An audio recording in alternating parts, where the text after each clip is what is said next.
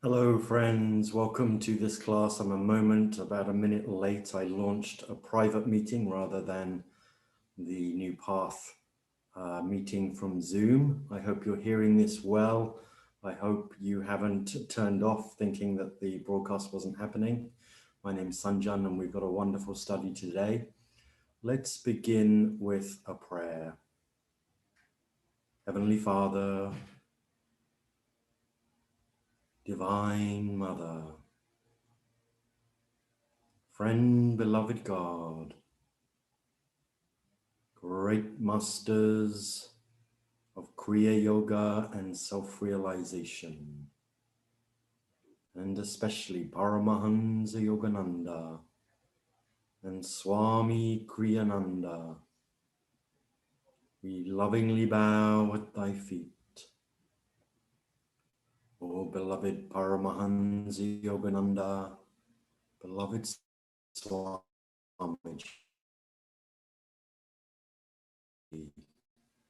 guide lives, help us to draw deep inspiration, and especially today tuning in to the larger mission of your divine work.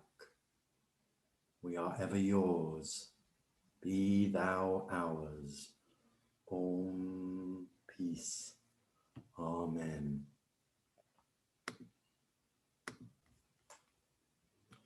Okay. So I hope the sound is translating. You can tell I'm not in my usual place. I'm here on a seclusion meditation, seclusion vacation for a week and with my brother. And so that's hence we're in a different location. Let's have a little bit of music from Swamiji. I hope the sound comes across okay. I did a Kriya retreat at the weekend and I got a little kerfuffled around the sound. So I hope this comes across well. If it doesn't come across, let's just take it into meditation because that's what we'll do anyway.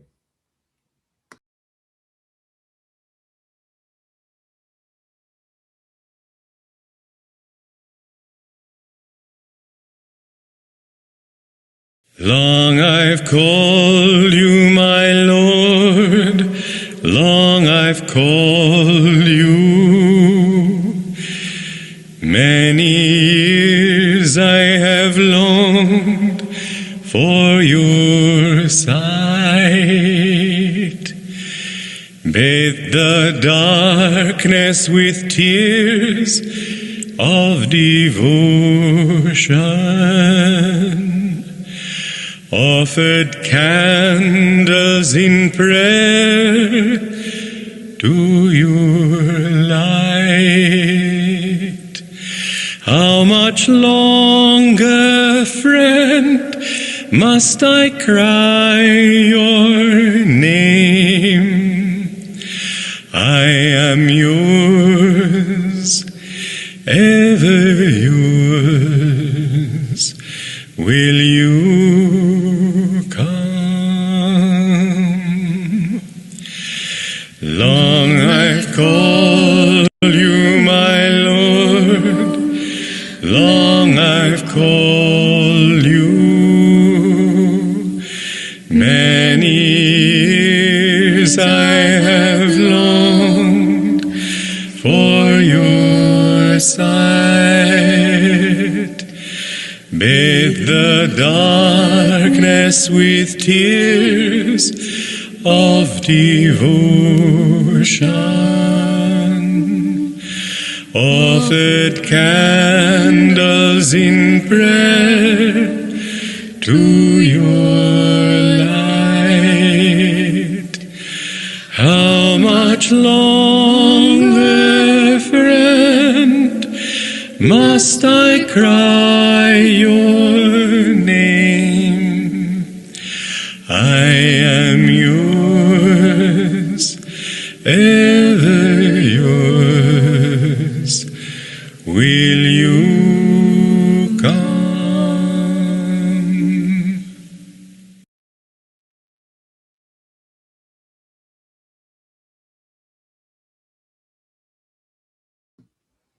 And now still staying in meditation, taking the inspiration from that music if it came through, and just focusing at the point between the eyebrows. And just for a couple of minutes, we're going to tune into Yogananda and just meditating on him, meditating on his mission, how he has impacted America and the world through his time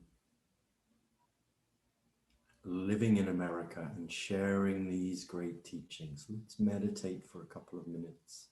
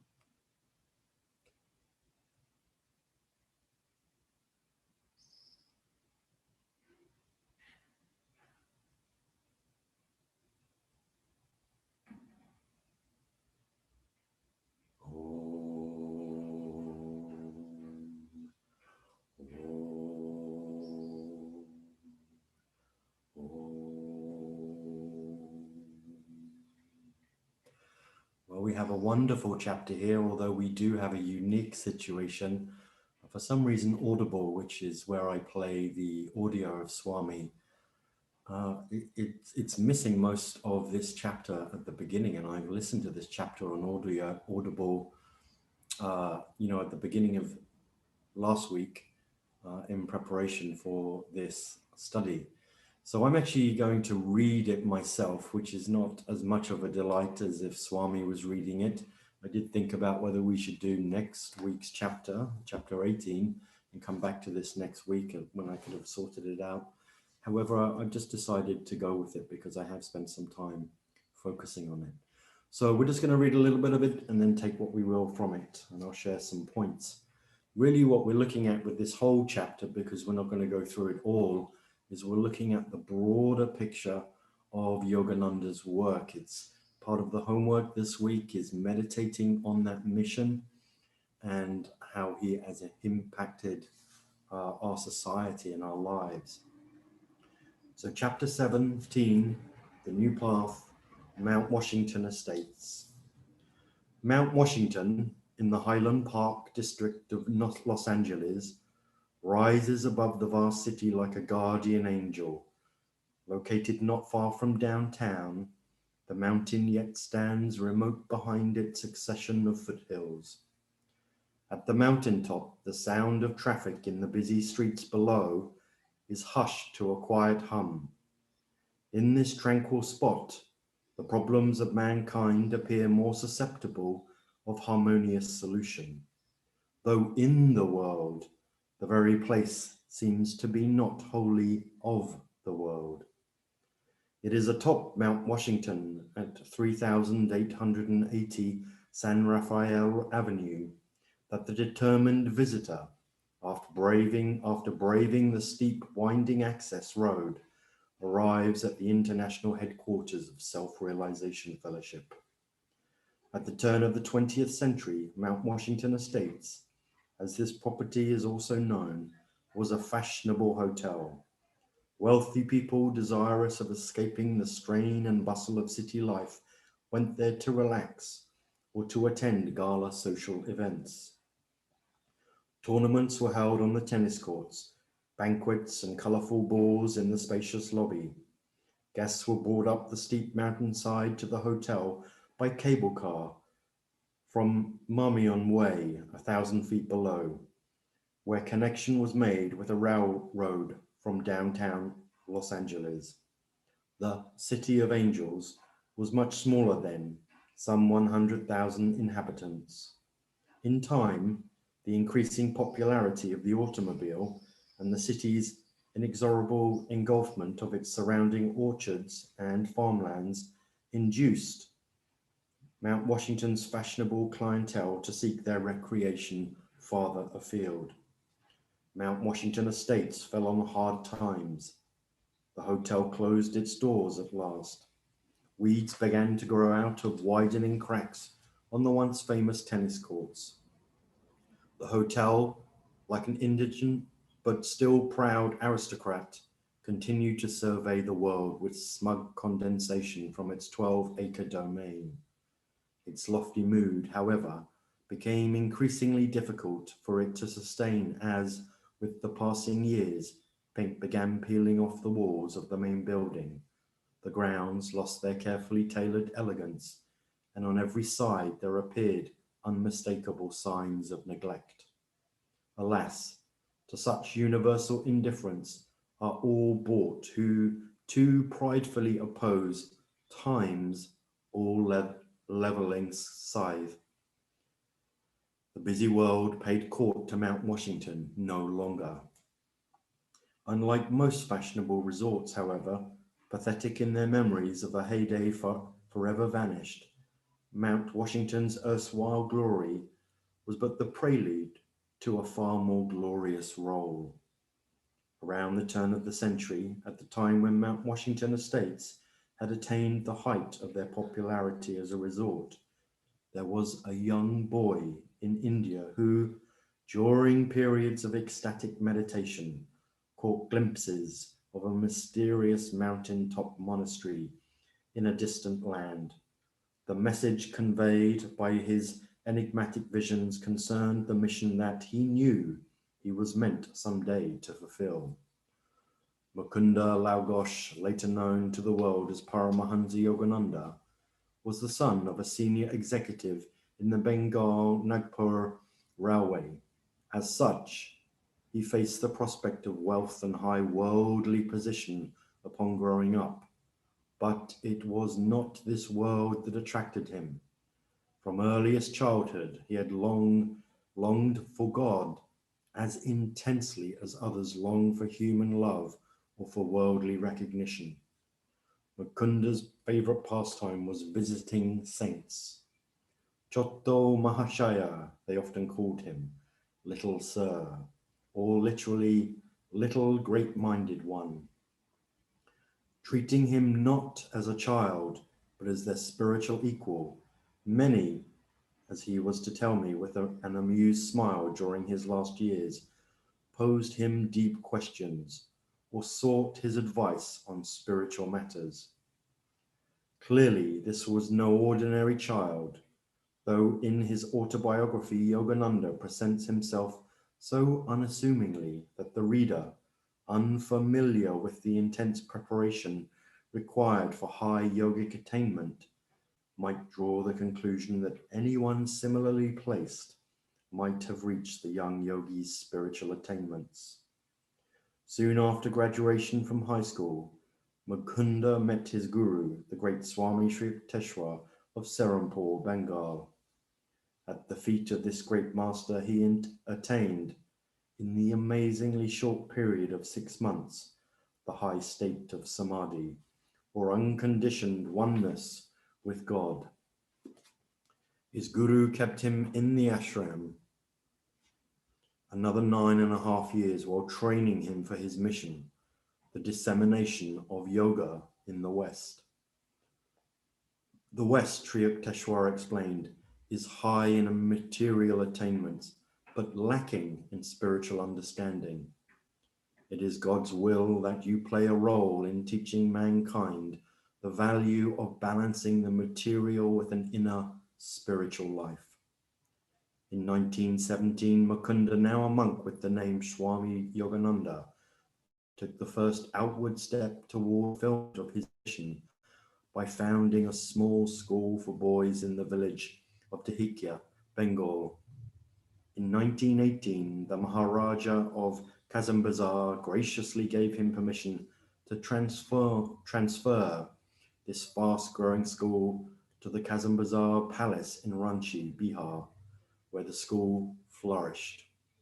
An institution offering education in the divine art of living, along with the standard curriculum, made an instant appeal to parents and children alike. In the first year, enrollment applications reached 2,000, far more than the existing facilities could absorb. By the end of 2 years, the young yogi headmaster's educational theories were already beginning to have a marked impact on other educators. Dear as Yogananda's Ranchi school was to him, however, there was another, broader mission for which the Lord was even now preparing him. In 1920, the youthful yogi was meditating one day when he had a vision. Thousands of Americans passed before him, gazing at him intently. It was, he knew, a divine message. The time had come for him to begin his work in the West. The very next day, he received an invitation to speak as India's delegate to an international congress of religious liberals being held that year in Boston, Massachusetts, under the auspices of the American Unitarian Association. All doors are open for you, Sri Yukteswar told him when he applied to his guru for instruction. Your words on yoga shall be heard in the West. Thus commanded, Yogananda accepted the invitation. In America, he found many hungry for India's spiritual teachings and for the liberating techniques of yoga. Accordingly, he stayed on in Boston, where for 3 years he taught and lectured. Gradually, he accustomed himself to the American culture and studied how he might reach past his listeners' preconceptions to their very hearts.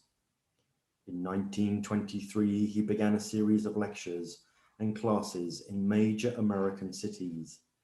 His success everywhere was extraordinary. Crowds flocked to him in unprecedented numbers, sometimes queuing up for blocks to get in.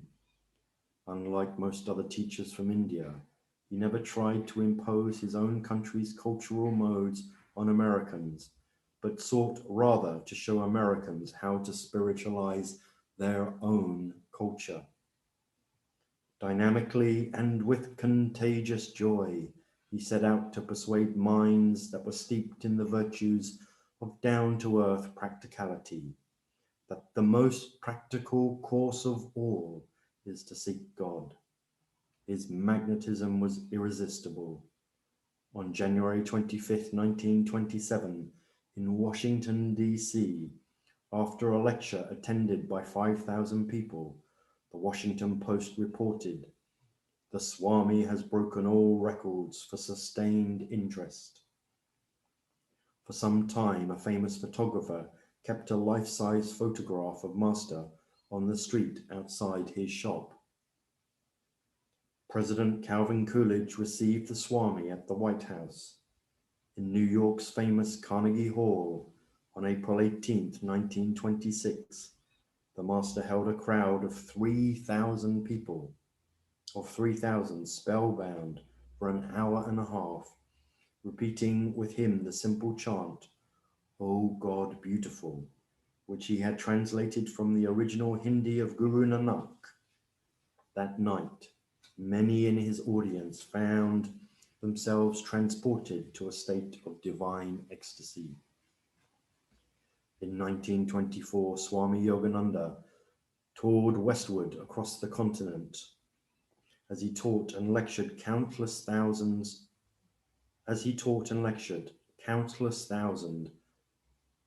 found their lives transformed, not by his words alone, but by his magnetic love and the sheer radiance of his inner joy. Louis Royston, an elderly disciple, first met him during those early years, described him to me as a man so alive with divine joy that he sometimes actually came running out onto the lecture platform, his long hair streaming out behind him, his orange robe flapping about his body as if with kindred enthusiasm. "How is everybody?" he would cry. "Awake and ready," came the eager response in which he led them. "How feels everybody?" Again the shout, "Awake and ready." Only In such a charged atmosphere was he willing to talk about God, whom he described as the most dynamic, joy-inspiring reality in the universe. Dry theoretical lectures were not for him. He had not come to America to philosophize, but to awaken in people an ardent love for God and an urgent longing to know him. The forceful, inspiring personality of this teacher from India utterly captivated his audience. I'm actually going to stop there. So for those of you that might have joined a little bit afterwards, just to say I'm reading it because there was a problem with the audio recording. So I was actually going to have a little bit more to be read, but for time, that's where we're going to start. So as I said at the beginning, we're tuning in here to the broader picture of Ananda's mission. Last time, I gave you a link to a talk that Swami gave on YouTube. And if you go back to the last class, I think it's in the link. It is in the link underneath the video on YouTube. And the talk was things I learned from my guru. So if you go to YouTube, just type that title into YouTube, you'll see it. The one thing that I wanted to draw from that, just about this kind of chapter as a whole, not just what we're talking about already, is that Master Swami Kriyananda, not Yogananda, Swami Kriyananda, would meditate on Master's mission. Here was Swami Kriyananda, and he was tuning into the mission of Master. He was tuning into how to share Master's mission. And he took time in his meditations to meditate on that mission. And we'll begin to do that at the end of, in not too long, at the end of this talk. And I'm going to invite you to do that throughout the week. And as we go into the rest of the chapter, whether we take another week or 2 weeks to tune into this thrilling chapter. The points that I quick points I just wanted to bring to focus here was just Los Angeles, 100,000 people were living in the city as self-realization was established. There are almost 4 million inhabitants now, and many, many millions more that come just to kind of tune into, to experience and visit Hollywood, because really it is in the area of Hollywood, this self-realization fellowship. It's kind of up on the mountaintop. So just a very interesting point. He mentions that in his Swami, the way he terms it was that this mountaintop monastery. So it was really destined to be a monastery and still is. One of the other things that really stood out for me was from his earliest childhood, he had longed for God as intensely as others longed for human love or for worldly recognition.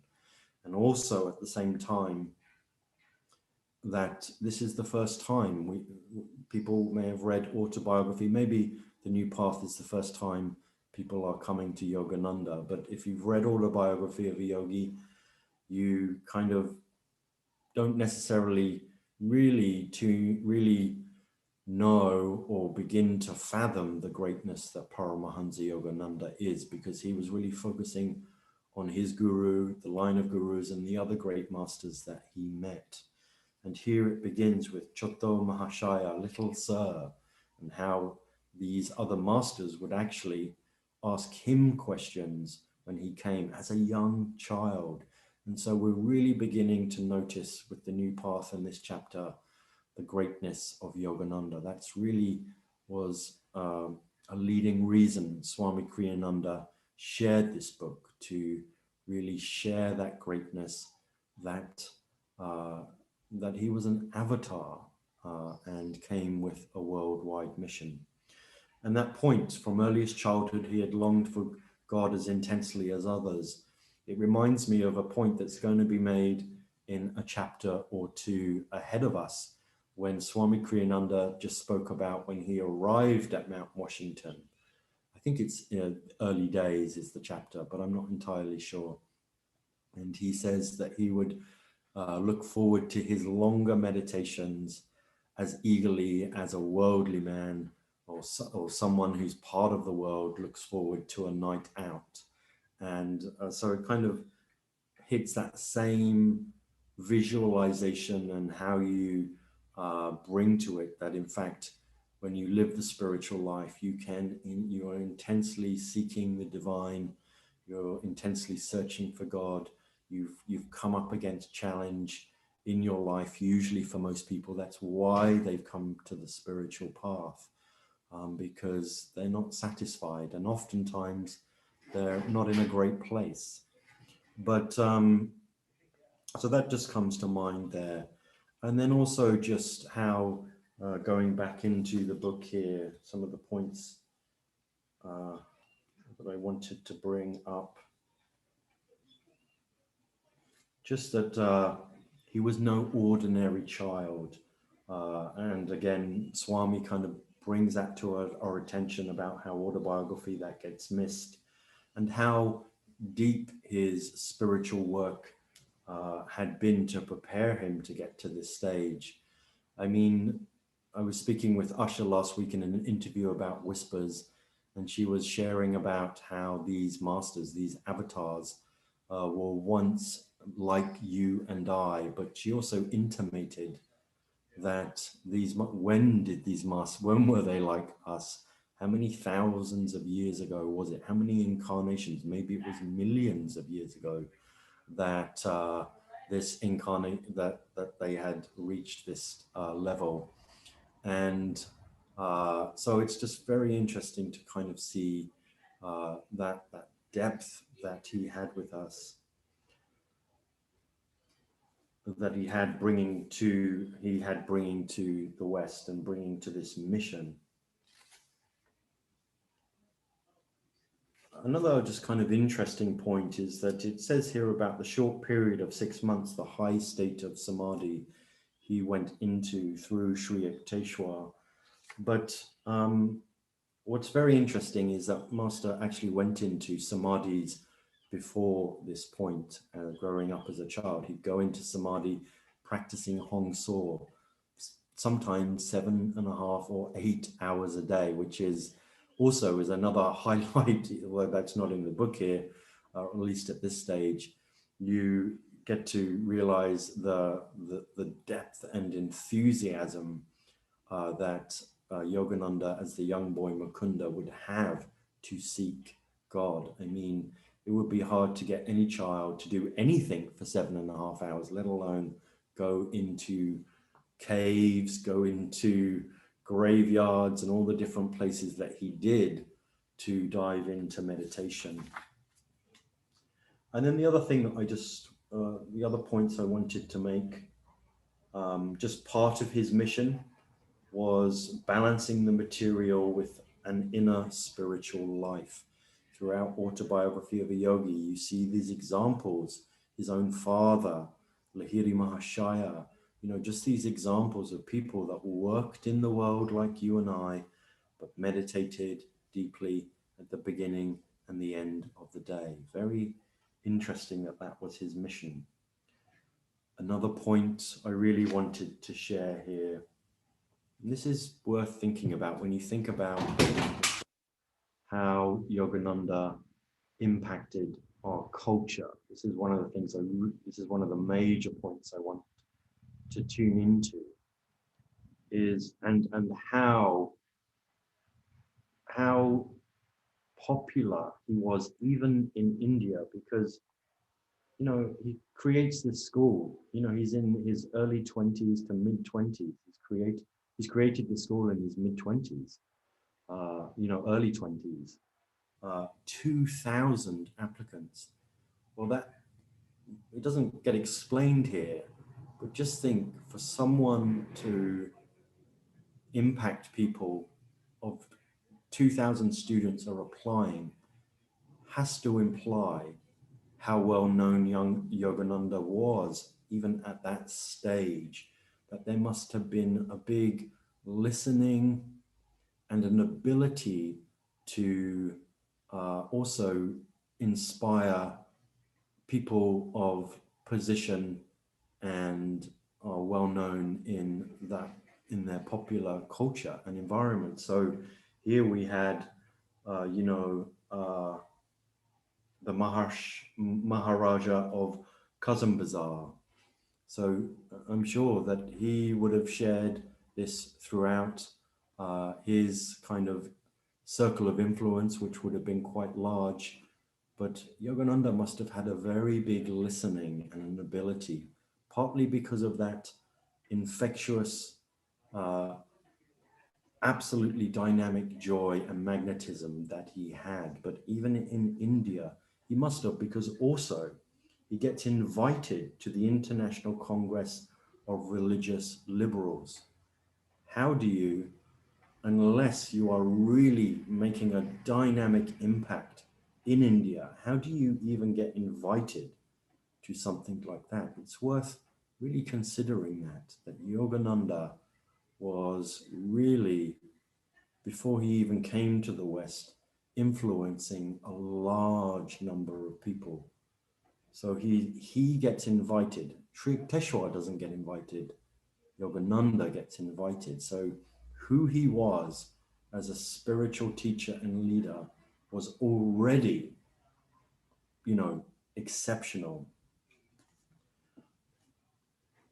Also very worth tuning into. Unlike most other teachers from India, he never tried to impose his own country's cultural modes on Americans, but sought rather to show Americans how to spiritualize their culture. He's really tuning in to the American mind, the Western mind. I think this day and age, the world as a whole is becoming more westernized, but somewhere like India, so rooted in the Eastern mind and heart that you can't change that. But the mind of the world really is and the body of the world and its actions is very Western. He took that time to tune into it. And actually, many people really criticized that. Different teachers criticized that because he was presenting this work in a very unique way. He wasn't trying to be Indian. He was tuning in to that mind. And again, the Swami has broken all records for sustained interest. Oftentimes people come in and they are sharing, they're sharing that they come and they teach classes and they do events, and it is popular, but sustained interest, very, very powerful. And then and so just affecting this culture, that's what I'm really just going to focus on. I could say many different things, but Philip Goldberg, who is a great lecturer and teacher, I think it's the Vedantic Society. I can't remember exactly offhand, but we know him through Ananda. He's a great friend of Ananda and has been at several events where he's spoken, and he's written the book, The Life of Yogananda, which is a biography. But the thing about Philip is he actually studies many different gurus that have come to America. And so he's very impartial, but has a great love and an even greater love and growing affection of Yogananda. The one thing that Philip Goldberg said quite a few years ago, he said that anyone, he was speaking to the United States, anyone that attends a yoga class or goes to a yoga studio or practices meditation owes a debt of gratitude to Yogananda, because Yogananda impacted society so greatly and in ways that we don't necessarily immediately think about. But it is true that meditation and yoga really had that dynamic interest through Yogananda. He wasn't the first one to bring it here, but he was that one that brought a sustained interest and really impacted many, many people. And so the other thing that came to mind with me, for me with regards to this, is when he was running on stage with his hair flapping back, you know, with that dynamic, charged interest in God. Well, look at the televangelists and other people that come on stage, and it's very, very kind of theatrical in a way. I don't think necessarily they can tune into the depth, the attunement, the inner experience of the divine, but still you could imagine that it's really been affected by the way that Yogananda himself would come on with this infectious joy, great magnetism, running on stage, engaging the audience. And so even in those ways that may be completely watered down, or it's changed completely, or can't reach up to the level that Yogananda have, still he was inspiring the culture around us. And he's been shaping our lives. So powerful that he was, so powerful that he could take 3,000 people. Think about this, 3,000 people come to attend Yogananda's lecture at Carnegie Hall in 1926, April 18th. They're expecting a talk. They've heard and they know that he is an inspiring lecturer, and he really is breaking records. So they're looking forward to this talk, and he appears and he chants for 90 minutes. 90 minutes he chants, "Oh God, beautiful." Just the sheer power and audacity, the just his strength of being guided within that, and knowing that God can flow through him, knowing that his magnetism can lift everybody up, and he engages people into a chant for 90 minutes in a style of, I mean, chanting even now is not mainstream. It's popular in a spiritual world. Many people know about kirtans and chanting, but you know, this was not a world in New York at that time that was predominantly, you know, spiritual. People had an interest in that who came, but this was, you know, he was really creating this dynamic spiritual awareness and building on that spiritual vibration that had been flowing into the West. It wasn't just him, but he was really bringing it through in a very large and empowering way. And so this week, really start to tune into Yogananda's mission. And what we'll also do is start to tune into, because I loved this point that Swami made in that talk, things that I learned from my guru, is that he took the time in meditation, excuse me, he took the time in meditation to meditate on his mission. So we're going to do this now, meditate on the mission of Yogananda, but also meditate as the week comes, meditate on the mission of Yogananda, meditate on your own mission of service and being a yogi. Some of you may not have an outward service role.